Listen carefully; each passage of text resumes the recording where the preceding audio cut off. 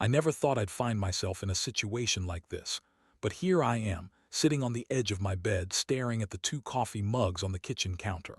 One was mine, the other belonged to my wife, Sarah, or at least it used to belong to her. Now I wasn't so sure. You see, the last few months had been different. I could feel it in the air, an unsettling tension wrapped tightly around our home, like a noose that got tighter every day. Sarah and I had been married for 5 years. We had built a life together, complete with our little routines. Every morning she'd brew a fresh pot of coffee for us both, the rich aroma filling the house and waking me up before I even opened my eyes. It was one of those simple joys that made our mornings feel special, a warm ritual that settled into our lives as naturally as the sunrise. But then, like the shift of a season, things changed. It started subtly. Sarah began waking up earlier than usual, slipping out of bed without a word. I'd hear the coffee grinder whirring in the kitchen, and the sound of her pouring hot water into the French press. But instead of coming back to bed with a steaming cup for me, she'd disappear into the bathroom for what seemed like an eternity. I'd brush it off at first, thinking maybe she was just getting into a new morning routine or needed some time to herself. After all, life was hectic, and we all needed our moments of solitude. But as the weeks rolled by, I noticed other changes. She became more irritable, snapping at me over trivial things. If I left my shoes by the door, she'd roll her eyes and huff, as if I was the biggest inconvenience in her life. She'd say things like, "It's not my job to pick up after you," with a tone that cut deep. It stung in a way that made me question everything. Was this the same woman who used to bring me coffee in bed, who would curl up next to me on the couch and laugh at my terrible jokes? Then there were the late nights. At first, I accepted her excuses about working late at the office. She was in marketing, and it was busy season. Or so she said. But deep down, I felt the gnawing suspicion that there was more to it. I tried to push those thoughts aside, convincing myself I was paranoid, but I was losing my grip on the trust we had built. The final straw came on a Saturday morning when I stumbled upon something I couldn't ignore. I had finally decided to look for my favorite mug that had mysteriously disappeared from the shelf. In the process, I opened a drawer in our kitchen that was supposed to be filled with utensils. Instead, I found a crumpled receipt for a hotel room. The date was recent, and my heart sank as I read through the details. The room had been booked for 2 nights, and the name listed was not mine. I felt like the ground had been pulled out from under me. I stumbled back, clutching the receipt like it was a ticking time bomb. I didn't want to believe it, but the evidence was right there, screaming at me. The brewing of 2 cups of coffee every morning made so much sense now. One for her and one for someone else. My mind raced as I thought. Back to all the little signs I had ignored. The missed texts, the late-night phone calls, the way she'd get defensive when I asked about her day. How had I been so blind? I felt sick, filled with a mix of rage and heartbreak. It was time to confront her, to lay it all out on the table, even if it shattered everything we had built together. When Sarah walked through the door that afternoon, I was ready. The tension in the air was palpable as I confronted her with the receipt, my voice trembling with a mixture of anger and hurt. "Who is he, Sarah?" I demanded, my heart pounding in my chest. The look on her face was one of shock, but I quickly learned that shock often masks a flurry of defenses and lies. "Jake, it's not what it looks like," she stammered, her eyes wide. "I can explain." And just like that, the confrontation spiraled into a dizzying dance of accusations and denials. She claimed it was a work trip, that the person named was just a colleague. But deep down, I could see her words were as hollow as the promises we once made to each other. With each excuse she threw at me, I could feel my heart breaking further, pieces of it scattering like autumn leaves in the wind. I wanted to scream, to lash out, to make her feel the pain she had inflicted on me. Instead, I stood there, grappling with the whirlwind of emotions clawing at my insides. I was no longer just a husband. I was a man caught in a betrayal that felt like a dagger to my soul. The realization of her infidelity hit me like a freight train, and I wasn't sure how to process it. All I knew was that I had been pushed to my limit, and something had to change. As I took a deep breath, I realized the journey ahead would be long and painful, but I couldn't let this slide. I had to figure out my next move. This was only the beginning, and the road to my decision would be wrought with heartache and reflection. The days that followed that confrontation with Sarah felt like an emotional roller coaster, one that I never wanted to ride. I was caught in a whirlpool of shock, anger, and an overwhelming sense of betrayal. I had always prided myself on being a rational person, but the discovery of her infidelity had turned my world upside down. I felt lost, floating in a sea of confusion, with waves of hurt crashing over me, dragging me deeper into despair. After our explosive confrontation, Sarah tried to act like everything was normal. She attempted to engage in small talk, asking me if I wanted dinner or if I preferred to watch a movie, but I could see right through her facade. I could hear the silence screaming between us, each awkward moment amplifying the weight of her betrayal. I had half a mind to tell her to drop the act, to at least acknowledge the elephant in the room, but part of me felt too exhausted to even argue. I remember sitting on the couch one night, the television flickering in the background while I stared blankly at the screen. Sarah was sitting next to me, and for a moment I thought maybe the tension could ease. But then she leaned over, resting her head on my shoulder, trying to reclaim a sense of intimacy we once shared.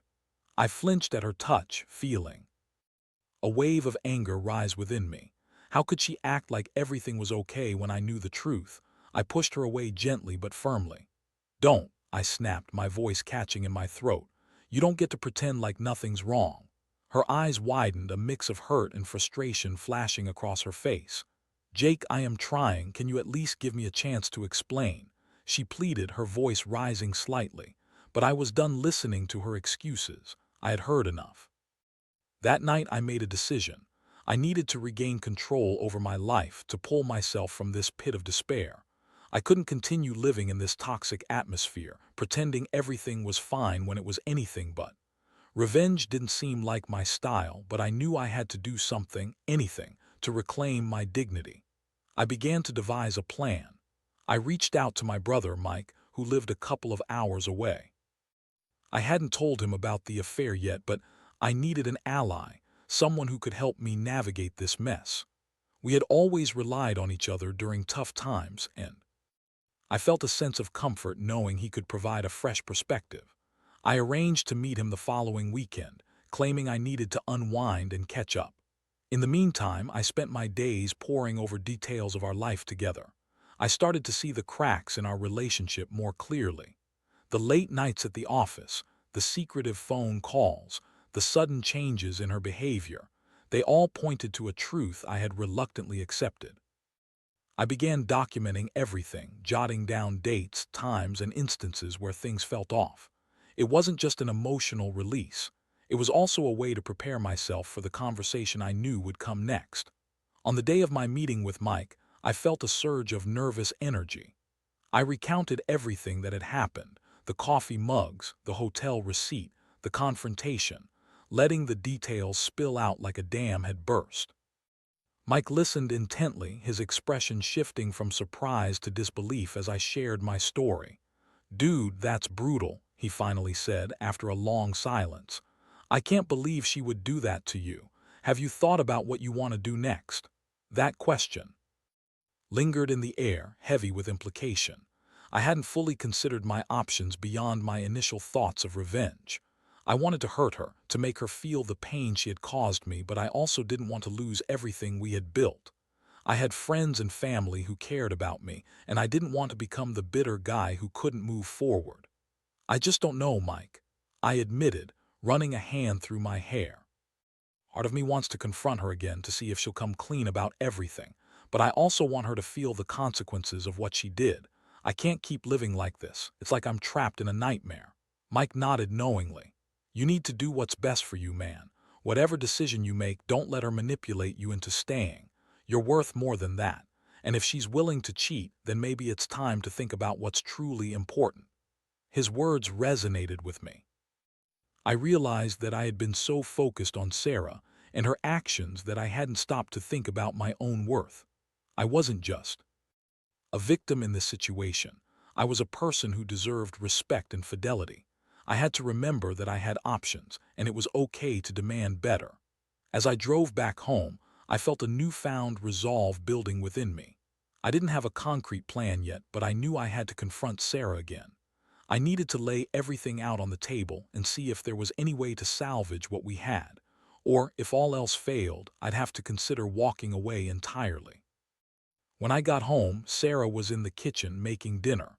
The smell of sautéed vegetables filled the air, but it did little to ease the discomfort that hung between us. I took a deep breath, steeling myself for the conversation I was about to have. I was done being her doormat. Now it was time for the truth to come out, no matter how painful it might be. "Sarah, we need to talk," I said, my voice steady. She turned to me, her expression shifting from indifference to concern, and I knew that this time we would have to face the truth, together or apart. As I stood in the kitchen, the weight of the moment bore down on me. Sarah turned to face me, and I could see the uncertainty in her eyes. She must have sensed that something was different this time. There was a sharpness to my tone and a resolve in my expression that hadn't been there before.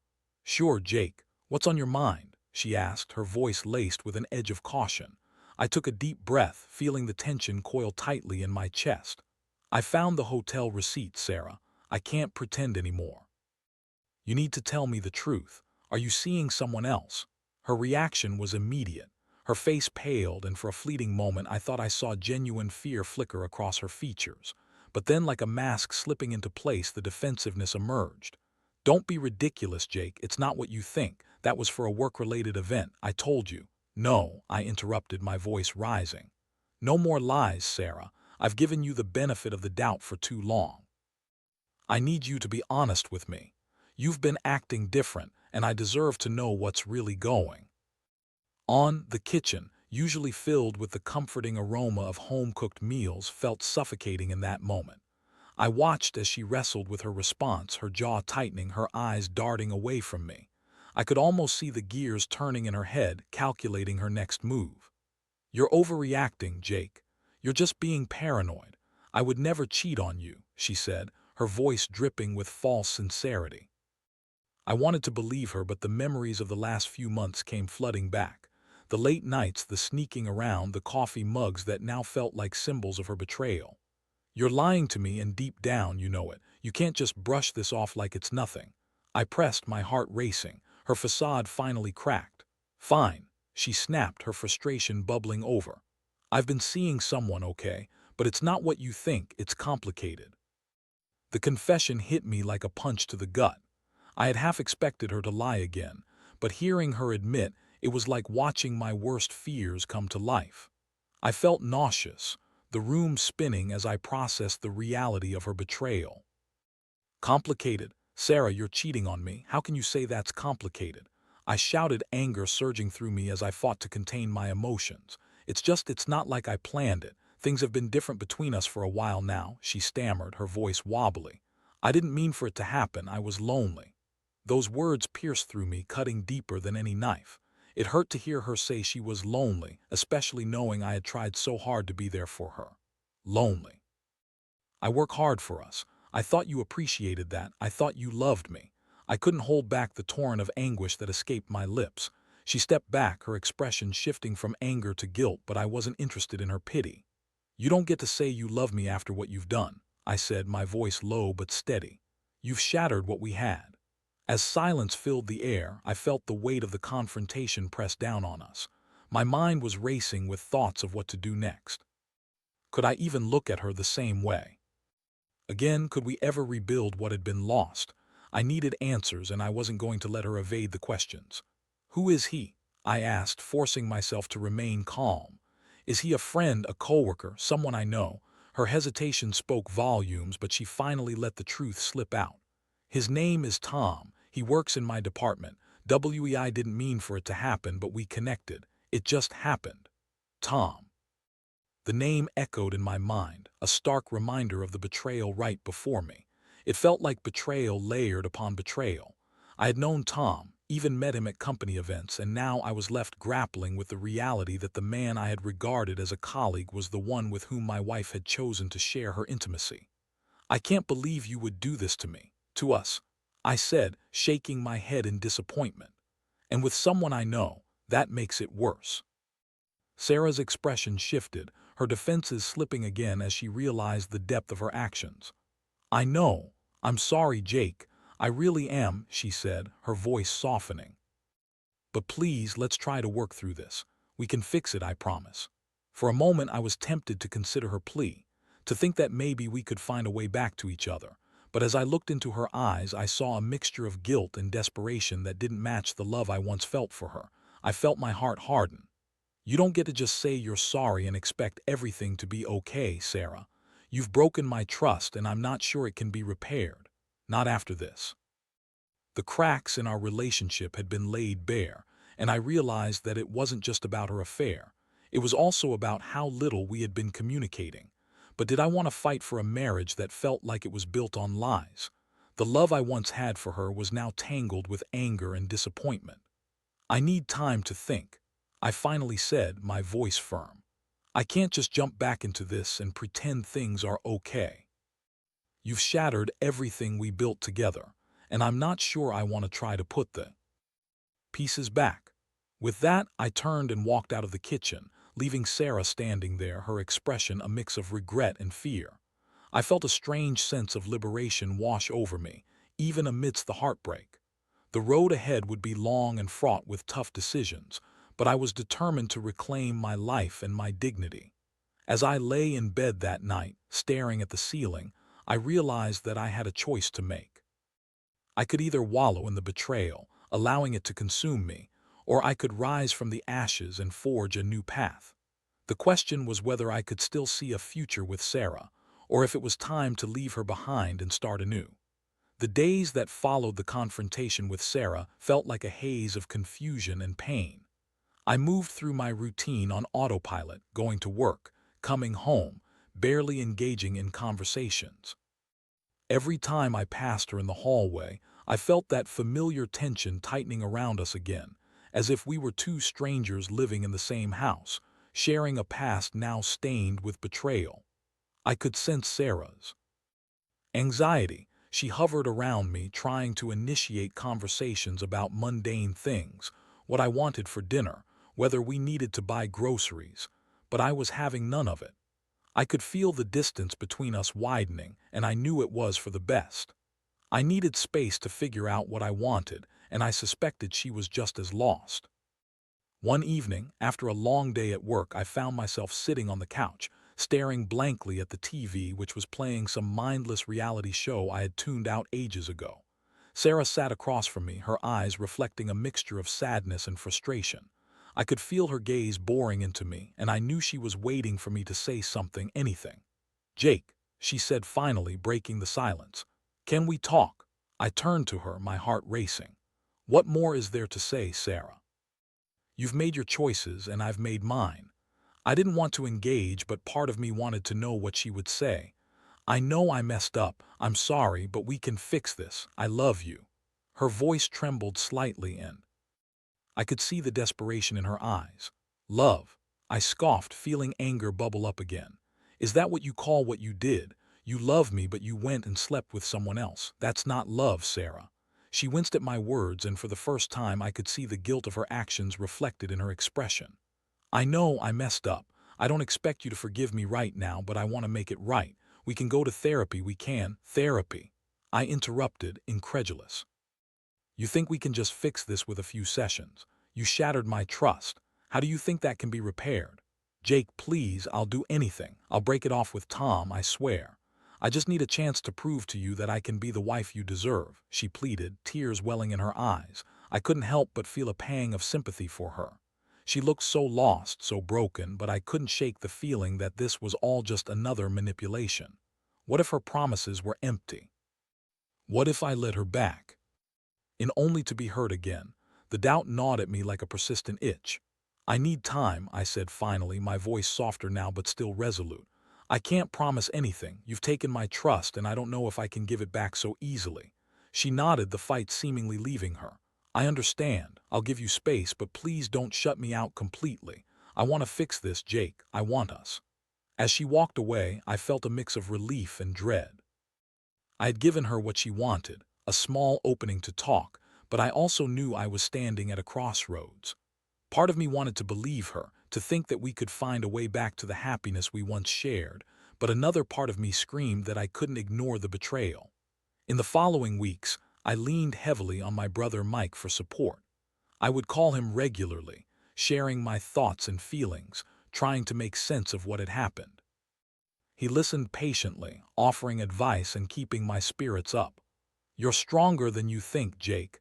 Just remember, you deserve respect in your relationship," he would say, and his words resonated deeply.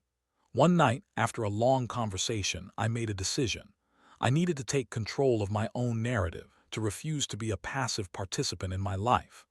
I began to look into individual therapy to help me process my feelings and figure out my next steps.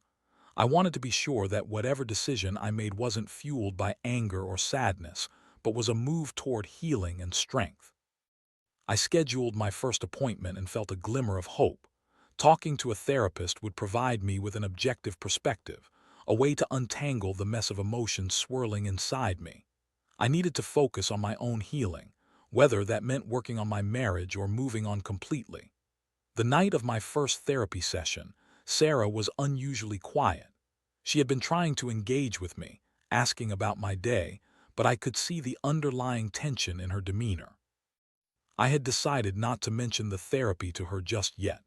It felt like my own personal journey, and I didn't want her to feel like I was trying to exclude her. When I returned home, I found her sitting on the couch, a half-empty wine glass in her hand. "How did it go?" she asked, the uncertainty clear in her voice. "It was good," I replied, careful with my words. "I think it's going to help me sort things out." She tilted her head slightly, a hint of hope flickering in her eyes. "That's great, Jake. I really want you to feel better." I nodded but didn't elaborate. I had to keep my emotions guarded. The truth was, I needed time to process everything before I could even think about what our future would look like. I couldn't allow myself to get swayed by her pleas for forgiveness, at least not yet. As the days turned into weeks, I began to feel more empowered. I started to take care of myself physically, eating better and exercising. I even reconnected with friends I had drifted away from while focusing on my relationship with Sarah. I realized how much I had let her actions take precedence over my own well-being, but I also felt the weight of the unresolved feelings between us. Our conversations remained surface level, and every time I caught her gaze lingering on me, I felt the tension crackle in the air. The uncertainty was palpable, and I knew I had to address it soon. Then one evening I came home from work to find Sarah sitting at the kitchen table with a serious expression on her face. "We need to talk," she said, her voice steady.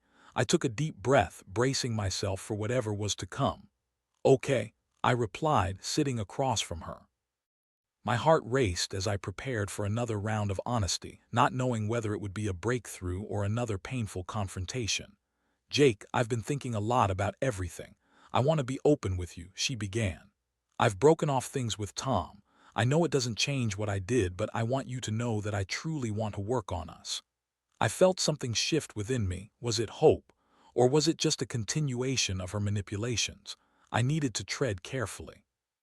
"I appreciate you saying that, but honesty and rebuilding trust take time, Sarah. It's not going to happen overnight." "I understand," she replied, her voice earnest. "But please, let's try to take this one step at a time. I love you and I want you back." Her words hung in the air, and I couldn't help but wonder if we could find a way back to each other.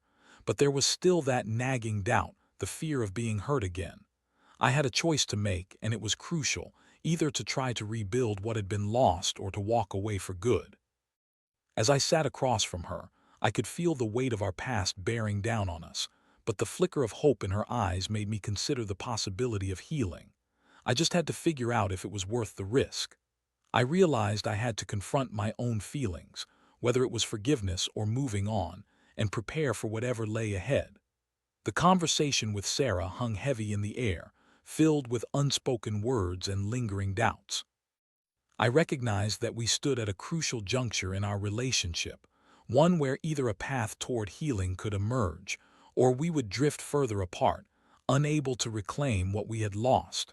As I looked into her eyes, I could see the flicker of hope mingling with uncertainty. I had to decide how I wanted to proceed. Okay, I said finally, my voice steady but cautious. Let's take it one step at a time, but I need to be clear about a few things. If we're going to work on this, I need transparency from you. No more secrets, no more lies. She nodded, her expression earnest. I promise, Jake, I'll be completely honest moving forward. I want this to work as much as you do. I felt a small sense of relief wash over me, but I couldn't shake the feeling that this was just the beginning of a long, challenging road. There were wounds that needed time to heal, and I understood that forgiveness wouldn't magically erase the pain of betrayal. I needed to be vigilant, not just for her sake, but for my own. Over the next few weeks, we tried to navigate this new territory together. We began having deeper conversations, avoiding the avoidance that had characterized so much of our relationship before. We talked about our feelings, our fears, and what had led us to this point. I found myself opening up more than I had in years, sharing thoughts that I had buried deep within me. However, I still felt a constant underlying tension. I had no idea if Sarah was genuinely committed to change or if she was merely doing what she thought I wanted to hear. I found myself analyzing her every move. Did she really mean it when she said she loved me? Did she understand the depth of my hurt? I began to question every little thing, caught between wanting to believe her and fearing the possibility of more betrayal. I continued my sessions with my therapist, who encouraged me to set boundaries and prioritize my own emotional well-being. Remember, Jake, she said during one session, you cannot control Sarah's actions, but you can control your response. Focus on what you want for yourself. Her advice resonated with me, and I began to think about my future.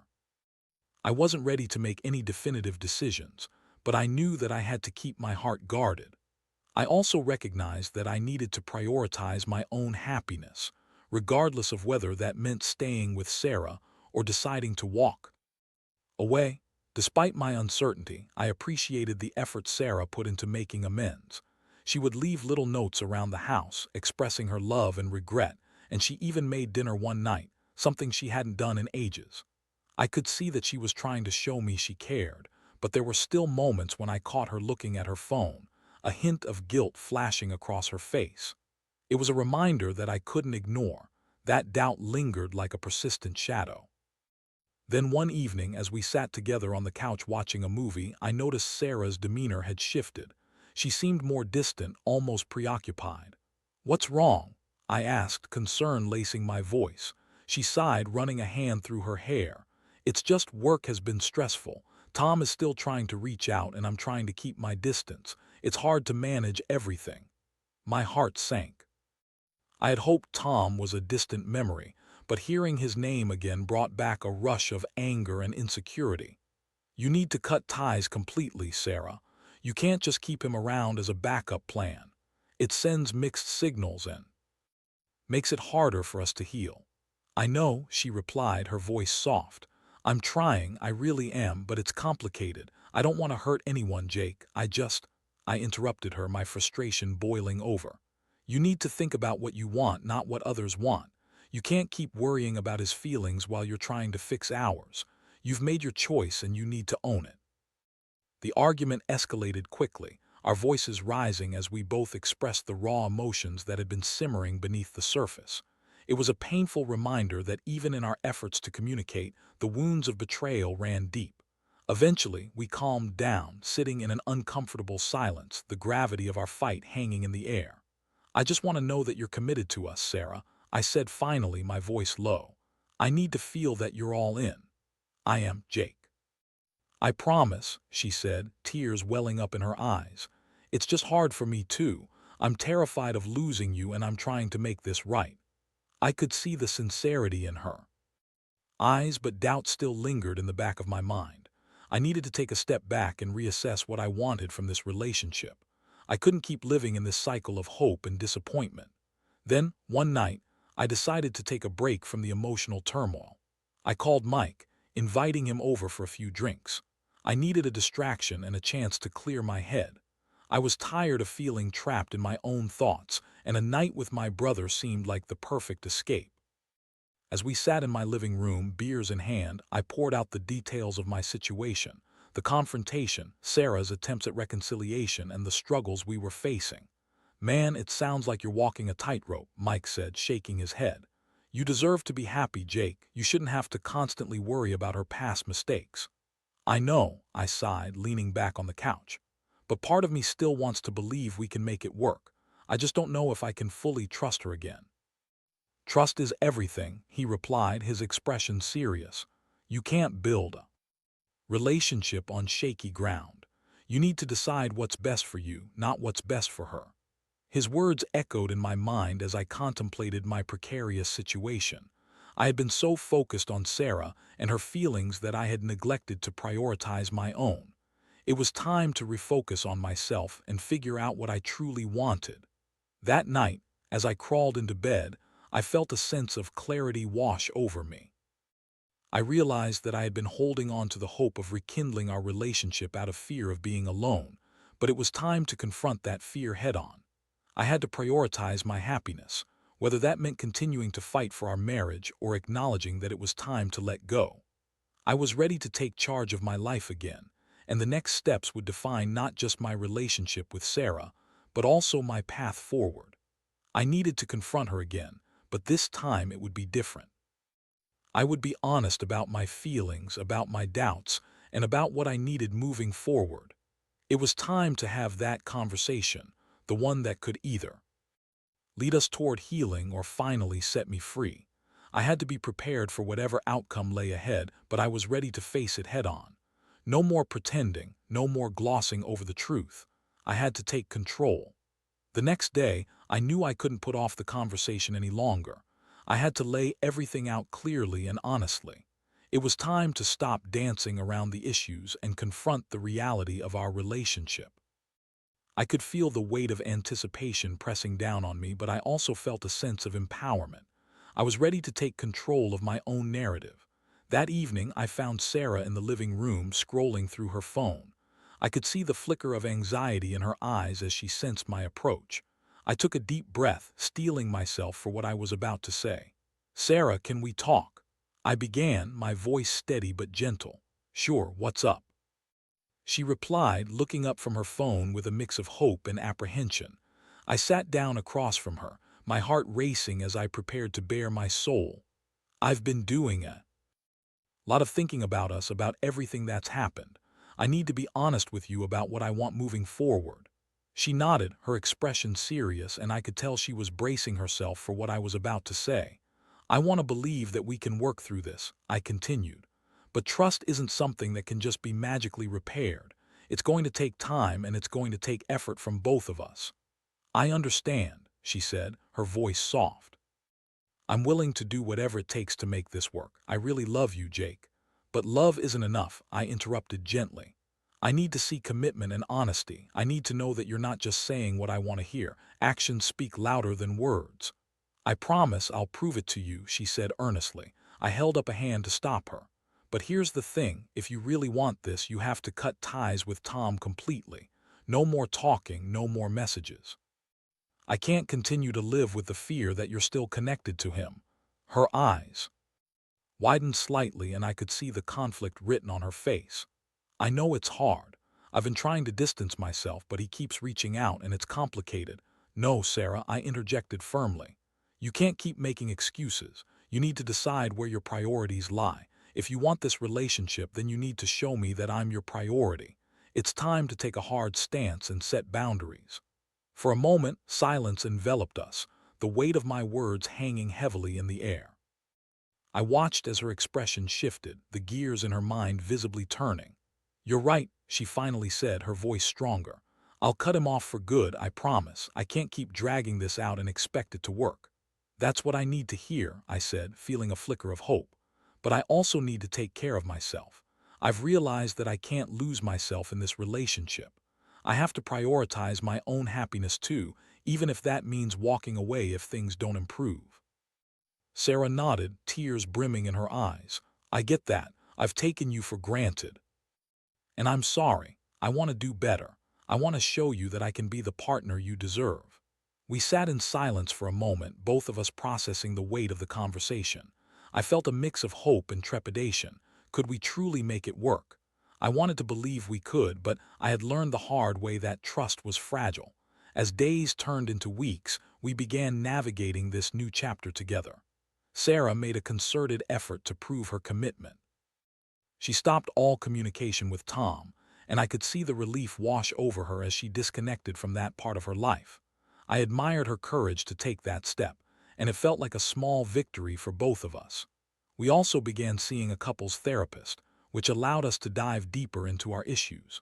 It was challenging, but I could feel the barriers we had built between us starting to chip away. We learned to communicate more openly, to express our needs without fear of judgment. Yet the journey wasn't linear. There were still moments of doubt and insecurity that crept in, but we worked through them together. I learned to voice my feelings rather than bottle them up, and Sarah learned to be more transparent with her own struggles. I won't pretend that it was easy. There were days when I felt overwhelmed by memories of the betrayal, but I also felt a sense of strength emerging from the ashes. I was reclaiming my own happiness, regardless of the outcome of our relationship. One evening, as we sat together on the couch watching a movie, I turned to Sarah, feeling a warmth that had been missing for so long. "You know," I said, "I think we're making progress." She smiled, a genuine smile that reached her eyes. "I believe that too, Jake. I'm grateful for this second chance, and I won't take it for granted again." And in that moment, I realized that while the road ahead was still uncertain, I had learned valuable lessons about love, trust, and communication. I had learned that relationships require work from both partners and that vulnerability can lead to deeper connections. As I reflected on everything that had transpired, I understood that regardless of the outcome, I had taken steps toward healing. I was no longer a victim of circumstance. I was a man who had faced the truth and emerged stronger. In the end, I knew that whatever decision lay ahead, whether to fully commit to rebuilding my marriage or to walk away, I would do so with clarity and conviction. I was ready to embrace my own happiness, whatever form that might take.